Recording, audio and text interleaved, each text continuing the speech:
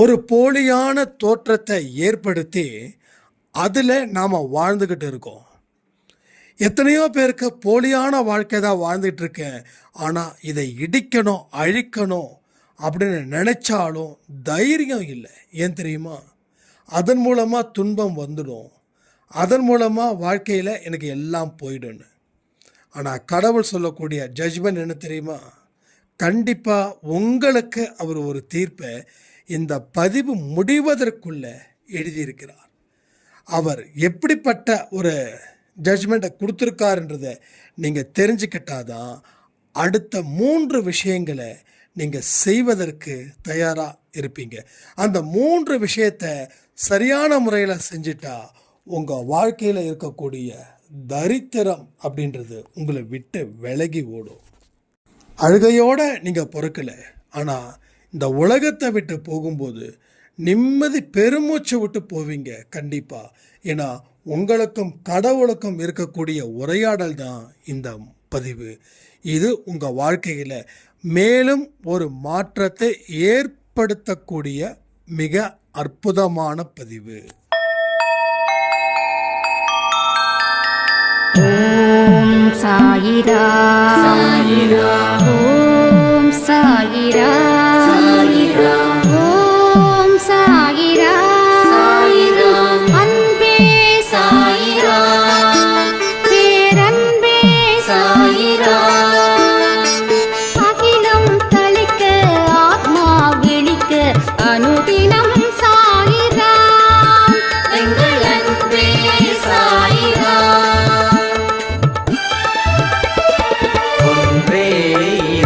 ஒன்றே பூமிக்கென்றும் சாயிரா, சரணம் சாயிரா, நன்றே செய்து வாழ்வோம், நாம் ஒன்றே செய்து வாழ்வோம், அன்பே சாயிரா.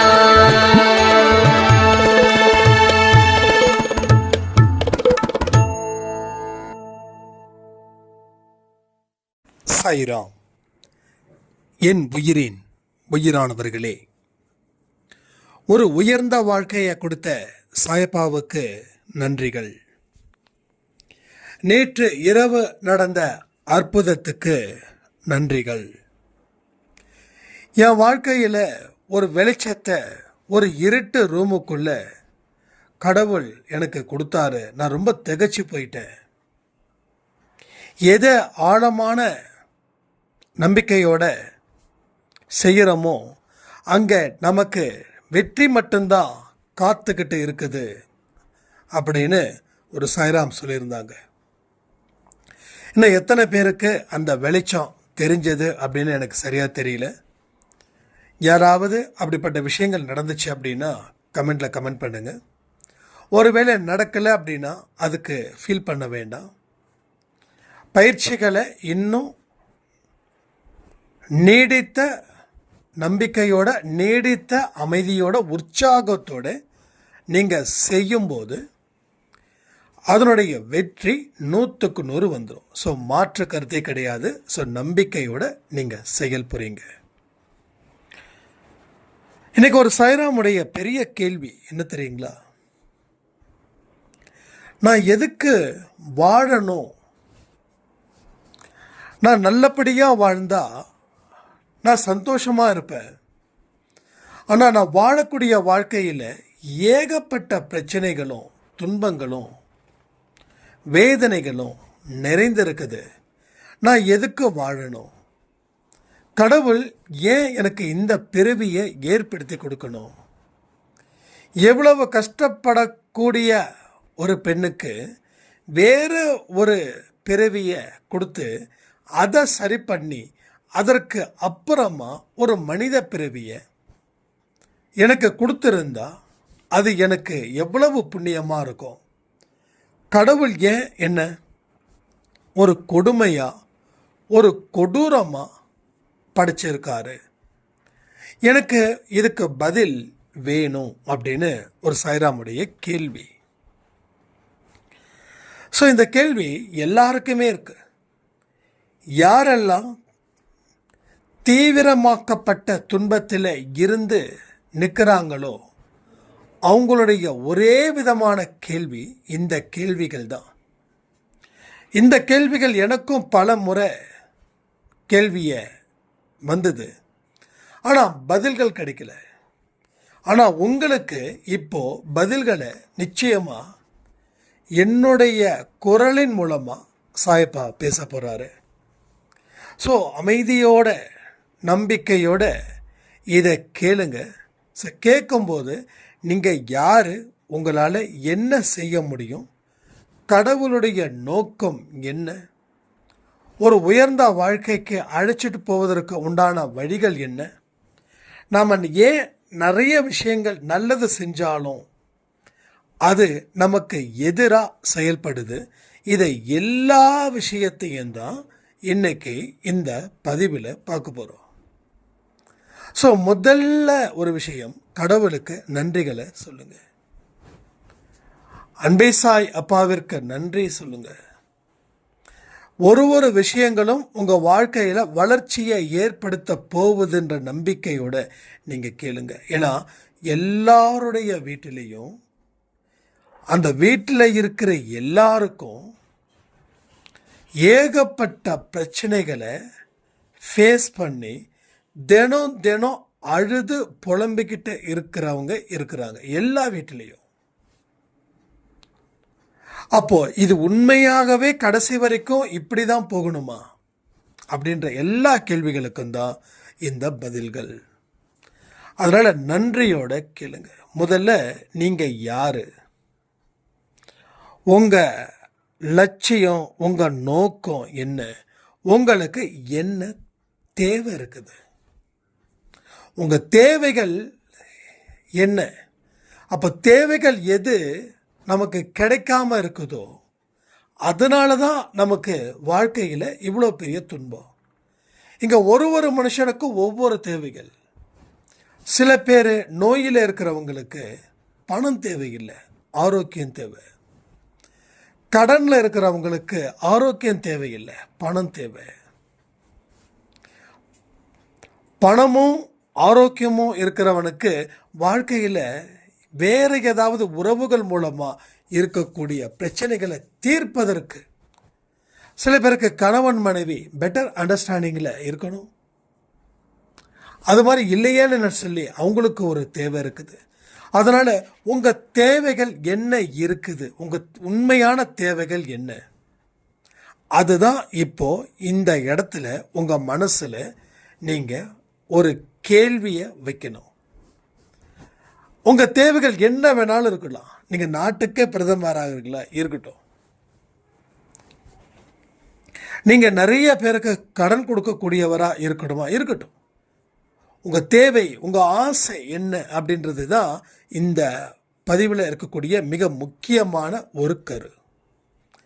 இப்போ இதை ஒரு தேவை வச்சுட்டீங்க.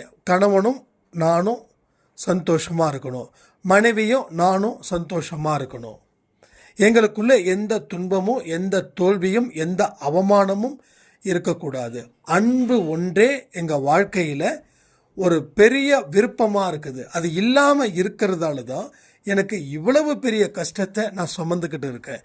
இது உங்கள் தேவை. நான் உதாரணத்துக்கு சொல்கிறேன், இது உங்கள் தேவை. அப்போ இது நடந்துருச்சுன்னா நீங்கள் சந்தோஷமாக இருப்பீங்களா?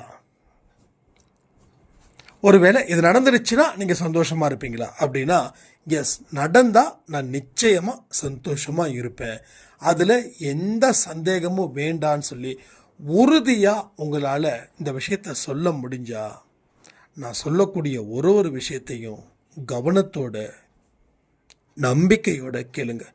திரும்பவும் சொல்கிறேன், இது ஒரு விஷயத்தை பற்றி மட்டும் இல்லை, இது உங்களோட தேவைகள் என்னன்றதை பொறுத்து. உங்களுக்கு கடன் அடைக்கணுமா, ஆரோக்கியம் பெருகணுமா, எல்லாத்துக்கும் ஒரே விதமான மனநிலை தான் இங்கே நம்ம கொடுக்குறோம்.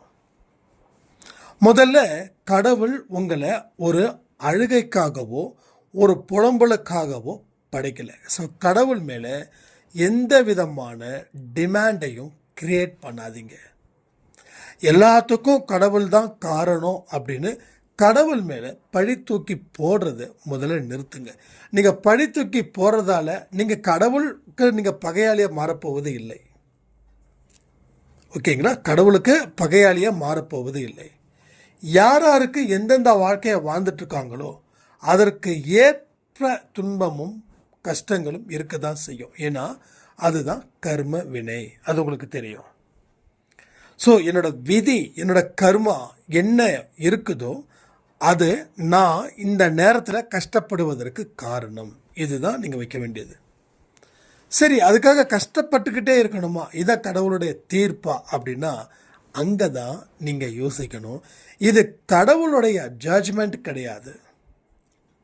கடவுளோட ஜட்ஜ்மெண்ட் என்னன்னா, இதை தாண்டி நீ வெளியில் வந்தால் ஒரு சிறப்பான வாழ்க்கையை நீ அமைத்து கொள்ள முடியும். This is a God judgement. இந்த காட் ஜட்ஜ்மெண்ட் தான் ரொம்ப ரொம்ப முக்கியம். நீதிபதி தீர்ப்பளிச்சிட்டார், நீ குற்றவாளி இல்லை. இதோட என்ன சந்தோஷமான செய்தி வரப்போகுது உங்கள் வாழ்க்கையில்? ஒரு ஜெயிலில் இருக்கக்கூடிய குற்றவாளி 2 வருஷம் 3 வருஷம் சிறை தண்டனை அனுபவிக்கிறார்னு வச்சுப்போம். அப்போ அந்த குற்றத்தை இது பண்ணுறதுக்கு உண்டான கோர்ட்டு கேஸ் நடந்துக்கிட்டு இருக்குது. ஒரு விசாரணை கைதியாக 2-3 வருஷம் இருக்கார். ஒருவேளை அவர் மேலே தீர்ப்பு கன்ஃபார்ம் ஆகிடுச்சுன்னா அவருக்கு இரட்டை ஆயுள் தண்டனையோ ஏதோ ஒரு தண்டனை கிடைக்க போகுதுன்னு வச்சுக்கோங்க. அவர் கூட கும்பிட்ற சாமி அவருக்கு சாதகமாக வச்சிடுச்சுன்னா ஜட்ஜ் சொல்கிறாரு, சிறை விசாரணை கைதியை நாங்கள் விடுதலை செய்கிறோம். ஏன்னா எந்த ஒரு குற்றமும் அவர் மேலே ஆதாரபூர்வமாக சுமத்தலை, அதனால் அவரை நாங்கள் ரிலீஸ் பண்ணுறோம் அப்படின்னும் போது எவ்வளவு சந்தோஷம் அவருக்கு இருக்கும். தப்பு பண்ணி இருந்தாலும் தப்பு பண்ணாமல் இருந்தாலும் அந்த அவங்களுடைய ஃப்யூச்சரை அந்த ஜட்ஜ் ஒரு பேனாவில் ஒரு வார்த்தையால் அவர் ப்ரூஃப் பண்ணிட்டார். ஸோ அது போல தான் கடவுளுடைய ஜட்ஜ்மெண்ட் உங்களுக்கு ஃபேவராக இருக்குது. ஸோ அவர் என்ன சொல்கிறாரு அப்படின்னா, முதல்ல உனக்கு என்ன தேவை இருக்குது, அந்த தேவையை அடைவதற்கு உண்டான வழிகள் என்னென்னலாம் இருக்குது, இதை எல்லாத்தையும் யோசிச்சுட்டு என்கிட்ட வா. அதற்கு என்னென்ன முயற்சிகள் நீ செய்யணும். உன் கணவன் சரியில்லையா, அப்போ அதற்கு என்ன வழிகள், அவனை சரி பண்ண. மனைவி சரியில்லையா, ஓகே, அதற்கு என்ன வழிகள் இருக்குது, அவளை சரி பண்ண. குழந்தைங்க சரியில்லையா, அவங்களுக்கு என்ன வழிகள் இருக்கு, அவங்கள சரி பண்ண. கடனால வாழ்க்கையில் நீ பல மோசமான ஒரு தருணத்தை சந்திச்சிட்டு இருக்கியா, ஓகே, அதற்கு என்ன வழிகள் இருக்குது, உன்னால் என்ன செய்ய முடியும் அப்படின்றத நீ தீர்மானமாக யோசி. நடக்கக்கூடியவை அத்தனையும் நல்லவைக்கேன்னு அந்த ஆதாரத்தை அடிப்படையாக வச்சு நீ யோசி. நீ தொங்கிக்கிட்டு இருக்கன்னு நினைக்காத. நான் இந்த இடத்துல இருந்து யோசிக்கிறேன், இதில் இருந்து மீள்வதற்கு எனக்கு என்னென்ன வழிகள் இருக்குதுன்றதை யோசி. ஆபத்து காலத்தில் எப்படி தப்பிக்க முடியும் அப்படின்னு யோசி. ஆபத்து ஒன்றை துரத்துதுன்னா இதில் இருந்து விடுபடுவதற்கு என்ன வழிகள் இருக்குதுன்றதை யோசி. இதையெல்லாம் கடவுள் நம்மக்கிட்ட இருந்து எதிர்பார்க்கிறார். ஏன்னா இதுதான் கடவுள் நம்மளை தேடி வருவதற்கு உண்டான வழிகள். அப்போது உங்கள் அறிவையும் உங்கள் ஞானத்தையும் பயன்படுத்தி தான் ஒரு விஷயத்தை நீங்கள் யோசிக்கவோ செயல் புரியவோ முடியும். நான் அடிக்கடி சொல்லியிருக்கேன், யார் செயல் புரிகிறார்களோ அவர்களுக்கே கடவுள் வாய்ப்பளிக்கிறார். யார் புலம்பிக்கிட்டே இருக்காங்களோ அவர்களுக்கு கடவுள் கொடுத்த வாய்ப்பையும் திரும்ப பறித்து கொள்கிறார். அப்போ நமக்கு எத்தனை தடவை வாய்ப்புகள் வந்திருக்கும், அந்த வாய்ப்பை பயன்படுத்தாமல் இருக்கும்போது அந்த வாய்ப்புகளை திருப்பி எடுக்கிறார். ஒன்றும் இல்லை, ஒரு மாத்திரை மருந்தோ என்னமோ வாங்குறீங்க, அதில் எக்ஸ்பைரி டேட் 7 நாள் இருக்கு. அந்த 7 நாள் வரைக்கும் தான் அந்த பொருளுக்கு உண்டான ஒரு ஆரோக்கியம் இருக்குது. அந்த 8வது நாளுக்கு மேலே அந்த பொருளுக்கு உண்டான ஆரோக்கியம் இல்லை. அப்போ உங்களுக்கு கொடுக்கப்பட்ட வாய்ப்புகளுக்கு ஒரு சில மாதத்துல தான் அதுக்கு ஒரு டேட் ஃபிக்ஸ் பண்ணியிருக்காங்க. அந்த வாய்ப்புகளை நீங்கள் பயன்படுத்திக்கலைன்னா அது என்ன ஆகுது, எக்ஸ்பயர்ட் ஆகிடுது. அப்போ மறுபடியும் அந்த வாய்ப்புகளால் உங்களுக்கு எந்த இடத்துலையும் எந்த விதமான பலன்களும் ஏற்படுவதே இல்லை. ஸோ கண்ணுக்கு தெரியாது இந்த வாய்ப்புகள் எல்லாம். எந்த கண்ணுக்கு தெரியும்னா நம்ம செயல் புரியும் போது நமக்கு கிடைக்கக்கூடிய வெற்றியை வச்சு தான் தெரியும் இது கடவுள் கொடுத்த வாய்ப்பு. இந்த வாய்ப்பால் தான் நான் வாழ்க்கையில் உயர்ந்தேன்னா எப்போ சொல்ல முடியும்? நம்ம செயல் புரியும் போது. சரி, அப்போ இங்கே எல்லாருமே செயல் புரிகிறோம் இல்லையா? எல்லாருமே செயல் புரிகிறோம். ஆனால் எந்த எண்ணத்தின் அடிப்படையில் செயல் புரிகிறோம்?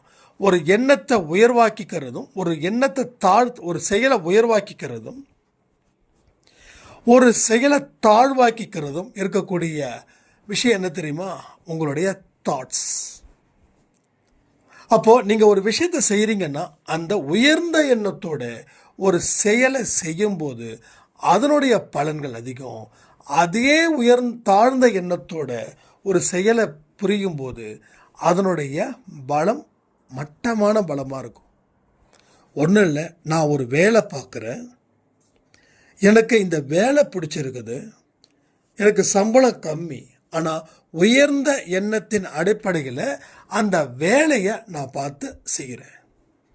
என்னை சுற்றி இருக்கிறவங்க எனக்கு கேலியும் கிண்டலும் பண்ணாலும் நான் அந்த வேலையை எப்படி செய்கிறேன்? ஒரு கடவுளுக்கு செய்யக்கூடிய, ஒரு பெற்றோர்களுக்கு செய்யக்கூடிய ஒரு புனிதமான ஒரு மரியாதையான வேலையை நான் பார்க்குறேன். இப்போ அந்த வேலையை நான் தொடர்ந்து செய்யும்போது அந்த வேலை எனக்கு பெரிய ஒரு வாழ்க்கையை ஏற்படுத்தி கொடுக்கும்.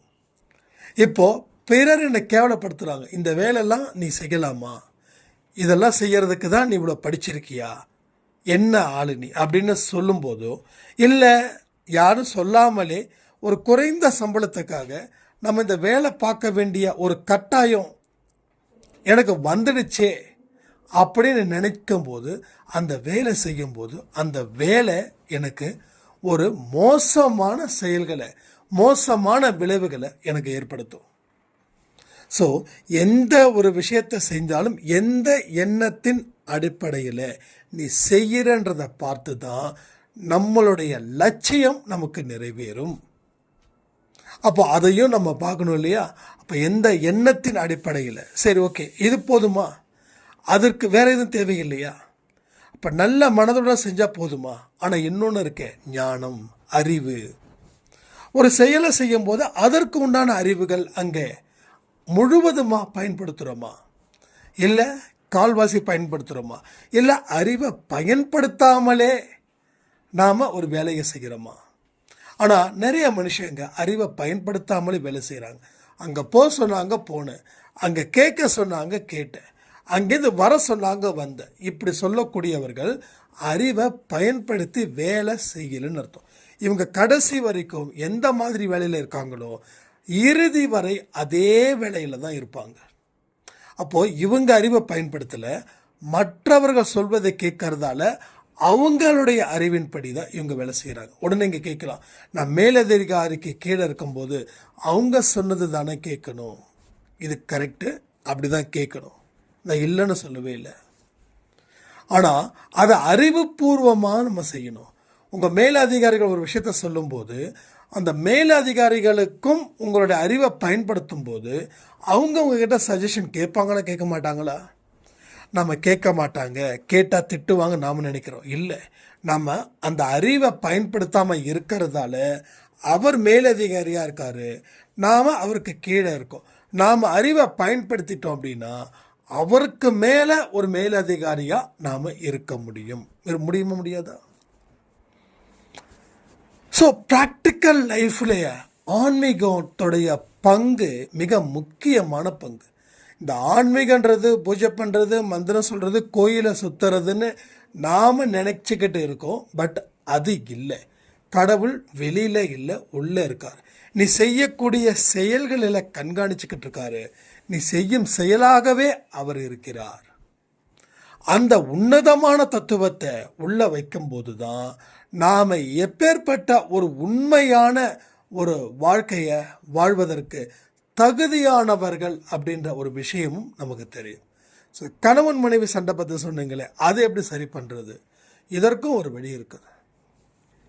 முதல்ல உங்கள் கணவனை ஒரு உடலாக பார்க்காதீங்க, ஒரு மனசாக பார்க்காதீங்க, ஒரு ஆன்மாவாக பாருங்கள். இது நம்ம ஏற்கனவே சொல்லியிருக்கோம், நான் புதுசாக சொல்லலை, நீங்களும் புதுசாக கேட்கல, ஓகேங்களா? அதை ரிமைண்ட் பண்ணுறதுக்காக அந்த வார்த்தை சொன்னேன். இப்போது கணவன் மேலே வைக்கக்கூடிய அன்பு இன்னும் 10 மடங்கு அதிகமாக இருக்கணும். நீங்கள் சொல்லலாம், ஏற்கனவே 0வில் தான் இருக்குது, ஏன்னா கணவன் பண்ணக்கூடிய அட்டகாசத்தை தாங்க முடியல. நான் ஒன்று சொன்னால் அந்த மனுஷன் எல்லாத்தையும் சரிவை நோக்கியே செஞ்சுக்கிட்டு இருக்காரு, என் வாழ்க்கையில் எல்லாத்தையும் இழந்ததுக்கு காரணமே அவன்தான், அவன் மேலே போய் நீங்கள் பாசம் வைக்க சொல்கிறீங்களே அப்படின்னு சொல்லி என் மேலே நீங்கள் சிறுவீங்க, கண்டிப்பாக சிறுவீங்க, பாய்வீங்க. நான் என்ன சொல்கிறேன், எஸ் உண்மைதான். நீங்கள் இத்தனை நாள் பாய்ஞ்சதால் என்னாச்சு, ஒன்றும் நடக்கலை. இப்போ பதுங்குங்கன்ற பாஞ்சிக்கிட்டே இருந்தால் நம்ம எனர்ஜி வேஸ்ட் ஆகுது இல்லையா? ஒவ்வொரு விஷயத்துக்கும் ஆர்கியூ பண்ண நமக்கு என்ன ஆகுது, நம்மளோட ஆற்றல் வீணாகுது. நான் நார்மலாக பேசும்போது எனக்கு சக்தி ஒரு 10% போகுதுன்னா, அதே நான் ரொம்ப ஆக்ரோஷமாக பேசும்போது என்னுடைய சக்தி 40-50% வீணாகுது. அதே ஃபுல் எமோஷ்னலாக பேசும்போது 70-80% வீணாகுது. ஸோ நான் இங்கே கவலையாலேயோ ஆத்திரத்தாலேயோ செயல் புரியும் போது நான் என்னுடைய சக்தியை இழந்து நிற்கிறேன். அப்போது ஒரு நாளும் என்னுடைய சக்தியை நான் இழந்து நின்றுக்கிட்டே இருந்தால் என்ன ஆகும், ஒரு நாள் சக்தி அற்ற மனிதனா, உணர்வே இல்லாத ஒரு மனிதனா வாழ வேண்டிய நிலை எனக்கு வரும். இங்கே அப்படி தான் நடக்குது. அதனால தான் நான் சொல்கிறேன், நீ இங்கே இப்போது ஒரே ஒரு விஷயந்தான், கடவுள் கொடுத்தது எல்லாமே, ஒரு பொருளாக இருக்கட்டும், ஒரு உயிராக இருக்கட்டும், யாராக இருக்கட்டும், கடவுள் கொடுத்தது. அப்போ உங்களால் என்ன செய்ய முடியும், ஒரே ஒரு விஷயந்தான், அவர் மாறுவார், என் வாழ்க்கையை அவர் மாற்றுவார். இந்த லட்சியத்தின் அடிப்படையில் உங்கள் வாழ்க்கையை நீங்கள் மாற்றி வாழும்போது இங்கே இருக்கக்கூடிய சூழ்நிலை உங்களுக்கு சாதகமாக அமையும். இப்போ இருக்கக்கூடிய சூழ்நிலை உங்களுக்கு எதிராக நிற்குது, இது இந்த உண்மை இல்லையா? ஸோ உங்களுக்கு சாதகமாக இருந்தால் அந்த சூழ்நிலை உங்கள் வாழ்க்கையை வளப்படுத்தும், திடப்படுத்தும், பலப்படுத்தும். ஆனால் இன்னைக்கு உங்கள் சூழ்நிலை உங்களை சிறைப்படுத்துது, உங்களை சீரழிக்குது. ஸோ இது ஏற்கனவே இப்படிப்பட்ட ஒரு ஃப்ளோவில் போகுது, இன்னொரு ஃப்ளோவில் ஆத்திரமும் கோபத்தையும் காட்டுறதால அப்போது நீங்கள் சக்தியற்ற மனிதனாக இருக்கீங்க. அப்போது நீங்கள் கவலைப்படுறதுக்காகவோ இல்லை கடவுள் உங்களை அழ வச்சே தீரணுன்றதுக்காகவோ பண்ணலை. கடவுள் சொல்கிறாரு, ஒரே ஜட்ஜ்மெண்ட்டு தான், நீ நன்றாக வாழ்வாய், நீ முடிவு பண்ணாத உன் வாழ்க்கையை முடிவு பண்ணக்கூடிய பொறுப்பு என்னோடது. நீ யார் முடிவு பண்ணுறதுக்கு உன் வாழ்க்கையை? நான் தான் உன்னை உருவாக்குனது, நான் தான் உனக்கு எல்லாமே கொடுத்தது. அதில் துன்பத்தையும் நான் தான் கொடுத்தேன், அதில் இன்பத்தையும் நான் தான் கொடுத்தேன். அப்படி இருக்கும்போது நீ உருவாக்கப்பட்ட வாழ்க்கையில் நீ இருந்ததை நினச்சிட்ருக்கிற, இங்கே யாரும் எதுவும் இழக்கலை. நீ உடலும் இல்லை, நீ மனமும் இல்லை, நீ ஒரு ஆன்மா. உனக்கு எதிரில் இருக்கிறவங்களும் உடலும் இல்லை, மனமும் இல்லை, அதுவும் ஒரு ஆன்மா. இந்த உடல் போனாலும் ஆன்மா அழியாது, அழிவில்லாதது தான் ஆன்மா. இதுதான் பகவத்கீதையில் சொல்லியிருக்காங்க இல்லையா? அப்புறம் அழிவில்லாத அழியிற பொருள் மேலே, அழியிற உயிர் மேலே ஏன் நம்ம எதிர்பார்ப்பை ஜாஸ்தி வைக்கணும்? ஸோ இங்கே எனக்கு தந்த பொறுப்பை நான் சரியாக செய்கிறேனா? இங்கே யார் எந்த மனுஷன் துன்பத்தை பார்த்து பயப்படாமல் அழாமல் இருக்கிறானோ அவனுடைய கடமையை சரியாக செய்கிறான். எவன் துன்பத்தை பார்த்து பயந்து ஒதுங்கி நிற்கிறானோ அவன் தன் கடமையை சரியாக செய்யலை. அவனுக்கு மீண்டும் பிறப்பு இருக்குது, மீண்டும் பிறவி இருக்கு, மறுபடியும் இதற்கு அவன் பதில் சொல்லி தான் ஆகணும். பதில் சொல்லாமல் எந்த மனுஷனும் எங்கேயும் போக முடியாது. ஸோ பதில் சொல்லி தான் ஆகணும் அப்படின்னு. அப்போது நம்மளுடைய எண்ணங்களை நம்ம ஒழுங்குபடுத்தணும், அதை ஃபில்டர் பண்ணணும், ஒழுங்குபடுத்தி அதுக்கப்புறமா தேவையில்லாததை எடுங்க, இல்லை தேவையில்லாததை எடுத்து ஒழுங்குபடுத்துங்க, இல்லை எல்லாத்தையும் பண்ணிவிட்டு மறுபடியும் ஒருத்தரை ரீஃபில்டர் பண்ணுங்க. அப்போ தேவையில்லாதது எதுன்றதை பாருங்கள், எல்லாத்தையும் பிடுங்க எறிங்க. ஏன்னா அது நல்லது, அதுதான் நமக்கு நல்லது. அப்போது எண்ணங்களுடைய விஷயத்தால் தான் ஒரு மனுஷன் தீவிரமாக பலகீனம் அடைகிறான். எங்கே பலகீனம் அடைகிறான்னா அவன் எண்ணங்கள் அவ்வளவு மோசமாக இருக்குது. அதனால தான் அவனுடைய பலம் குறைந்த ஒரு மனிதனா அவன் விளங்குகிறான். எல்லாரையும் சமமாக பார்க்குறவன் கூட சந்தோஷமாக இருப்பான். ஆனால் இவ்வளவு தூரம் நம்மளை காயப்படுத்துகிறவன் பயங்கர ஹாப்பியாக இருக்கிறானே, அவனை கம்பேர் பண்ணும்போது தான் இவனுக்கு இன்னமும் கோபமும் ஆத்திரமும் அதிகரிக்குது. சரியா? அதனால் எந்த ஒரு விஷயத்தையும் பெருசாக எடுத்துக்க வேண்டாம். பெருசாக எடுத்துக்கக்கூடிய ஒரே விஷயம், நம்மளுடைய செயல்பாடுகள் சரியாக இருக்குதா, நம்ம சரியான பாதையில் தான் போகிறோமா, நம்ம உண்மையான பக்தி சாயப்பா கிட்ட இருக்குதா, நம்ம உண்மையாக தான் செயல் புரிகிறோமா, நம்ம செயல்படும் போது அது அறிவார்த்தத்தனமாக தான் செயல்படுகிறோமா, இதை தான் நீங்கள் திருப்பி திருப்பி ஃபில்டர் பண்ணணும். இதற்கு தான் நீங்கள் முக்கியத்துவம் கொடுக்கணும். உங்களை வச்சு நீங்கள் கொடுக்கக்கூடிய முக்கியத்துவம் உங்கள் வாழ்க்கைன்ற பாதையை மாற்றும். ஏன், உங்கள் தலையெழுத்தையே அது மாற்றி அமைக்கும். ஸோ சும்மா தலையெழுத்து அப்படி இதெல்லாம் வேண்டாம். இது நம்ம நிறைய பேசியாச்சு, அதை நம்ம பேசணுன்ற அவசியமும் இல்லை. அடுத்த கட்டத்தை நோக்கி நம்ம போகணும். இந்த கட்டம் போதும். இந்த கட்டத்தில் தொடர்ந்து நம்ம இருந்தோம் அப்படின்னா நமக்கு பிரச்சனை. கிரகங்களே மாறுது, நீங்கள் நம்புகிற கிரகங்களே மாறுது, ஆனால் நாம் மட்டும் ஏன் மாறாமல் இருக்கோம்? ஸோ கிரகம் சுக்கிர திசைன்னு இது. இப்போ சுக்கிர திசையில் இருந்துக்கிட்டு எதையுமே செய்யாமல் இருக்கலாமா? எப்பயாவது செயல்புரியணும் இல்லை? ஸோ ஏதோ ஒரு அஷ்டம சனினாங்க, ஏதோ சனினாங்க, தோஷ சனி, என்னமோ ஒரு சனி சொன்னாங்க, எதுவும் செய்யலை. சரிங்க, இப்போ சுக்கிர திசை அடிக்குது, இப்பையும் ஏன் பயணத்தை மேற்கொள்ளலை? ஸோ கிரகங்கள் மாறினாலும் மனுஷன் மாறாமல் இருக்கான். அதாவது மனுஷன் எப்போ மாறுவான்னா, அவனுடைய எண்ணத்தை அவன் தூய்மைப்படுத்தும் போது, தூய்மையான எண்ணங்களை அவன் வச்சிருக்கும் போது தான் அவன் மாற்றப்படுகிறான். அவன் தன்னுடைய வாழ்க்கை முறையை அவன் 100க்கு 100 மாற்றுகிறான். இதை தெரிஞ்சுக்கிட்டா வாழ்க்கை ரொம்ப ஈஸி. ஸோ கிரகங்கள் மாறலைனாலும் நீங்கள் மாறிட்டா எல்லாமே மாறிடும். ஸோ கிரகங்களே மாறும்போது நாம் ஏன் மாறலை? என்னைக்காவது இந்த கேள்விகளை ஒரு நாளாவது நீங்கள் கேட்டு இருக்கீங்களா? கேட்டு இருந்தேன்னா எஸ் கேட்டுருக்குன்னு சொல்லுங்கள். ஸோ கேட்கல, யாருமே கேட்கல. நாம் மாற மாட்டோம், ஆனால் எல்லாரும் மாறணும் அப்படின்ற ஒரு ஒழுக்கக்கேடான ஒரு விஷயத்தை தான் மனசில் வச்சுக்கிட்டு இருக்கோம். நான் மாற மாட்டேன், ஆனால் எல்லாரும் மாறணும். நான் பொய் தான் சொல்லுவேன், ஆனால் மற்றவங்க உண்மை தான் சொல்லணும். நான் என்ன மாற்றத்தை மற்றவங்ககிட்ட எதிர்பார்க்குறேனோ அதை நான் சரி பண்ணிட்டா எனக்கு பிரச்சனை தீர்ந்துடுச்சு. ஆனால் இதற்கு எதிராக ஒரு விஷயத்தை நான் செஞ்சிட்டேன் அப்படின்னா எனக்கு பிரச்சனைகளுடைய அந்த ஸ்ட்ராங்கு இன்னும் அதிகரிக்கும். ஆரம்பத்திலே கிடைக்கிறது ரொம்ப ஈஸி, ஆனால் ஒரு பெரிய ஒரு மாய தோற்றத்தை ஏற்படுத்தி அதை உண்மைன்னு மனசில் நம்பும்போது, அந்த உண்மை இல்லைப்பா இது பொய்யே, ஒரு பொய்யானதை தான் நீ உண்மையாக ஆக்கி வச்சுருக்கன்னா அப்போ யாரும் அதை கலைக்க விரும்ப மாட்டாங்க. ஏன் தெரியுமா? அதை கலைச்சிட்டா மிகப்பெரிய வருத்தத்தை மனிதன் சந்திக்கக்கூடிய ஒரு நிலை வரும் அப்படின்னு சொல்லி அவன் அந்த திசை பக்கமே திரும்ப மாட்டான். இதுதான் நடக்குது. அதனால தான் சொல்கிறேன், எவ்வளவு பெரிய ஒரு பொய்யான பிம்பத்தை நீங்கள் வச்சிருந்தாலும் அதை இடிச்சிடுங்க. இடிச்சிட்டா நான் மனசு ரொம்ப நொந்து போயிடுவேன்னு நினைக்க வேண்டாம். நொந்து போனாலும் பரவாயில்ல, உங்களுடைய அறிவுக்கு உட்பட்டு நீங்கள் ஒரு விஷயத்தை அழிக்கும்போது அதனுடைய பாதிப்புன்றது பெரிய அளவில் இருக்காது. ஆனால் இதை இப்படியே விட்டுட்டு நாளைக்கு பலவந்தமாக அது இடிக்கப்படும் போது நீங்கள் உங்களால் எதிர்த்து நிற்க முடியாத அளவுக்கு பலகீனமான வாழ்க்கையை வாழ்வதற்கு அது சம்மதம்னா அதை இடிக்க வேண்டாம்.